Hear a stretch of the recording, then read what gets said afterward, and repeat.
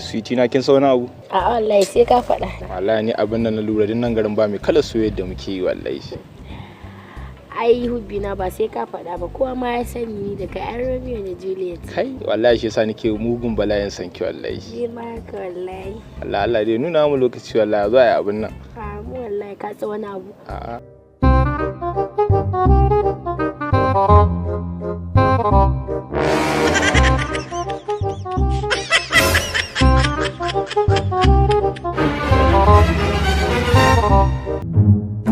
Wallahi na kagar in ga kaina ɗakin ka wallahi. Wallahi ko sai ba ki mun mushin nan sai in ji wani daɗi.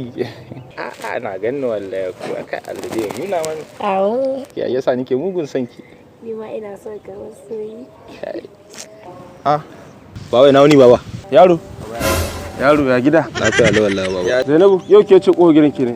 Ya wannan muntarin da kike bani labari ne ko Shamsu ne? A'a baba wannan Kamali ne. Kamalu ci a zaki kamar aboki kenan. Masha Allah. Yaro ta dai gaya ma abin da ke faruwa ko? Ka san ita ni ban san inda ta shaho nauyin baki ba wallahi. Zainabu akwai abin da ke faruwa kike gaya min ba? A'a Kamal baba kawai wasa yake maka. Ya wasa kuma?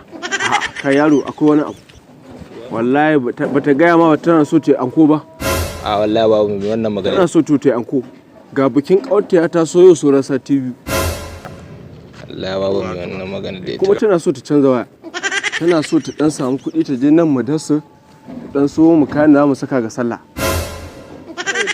Gashi ka san sora yan kwanaki yau mamata za ta tahiya za ta je can wajen ibadan din nan can inda suke asalin su kenan ka gane to kuma wallahi babu kuɗin tahiyar na yaro dan haka kuma yasa ran nan na ce gashi ta kira ka waya ta babu kati to da Allah a dan hada mata da kuɗin kati yanzu sai a tura mata baba sai dai wallahi nan dai ban dai fito da kuɗi ba ko 100 yanzu baka bata sai ta shiga ya hakuri ba wannan dai ba kuɗin dai ba ka bata 25,000 gashi nan in ta shiga sai a san yadda za a yi babu su wallahi baba cewa za ka zuwan ka bai amfani ba kenan Allah ba shi dai in na dawo dai baba sai da abin da aka lissafa sai in bada duka baba insha Allah to shikenan yaro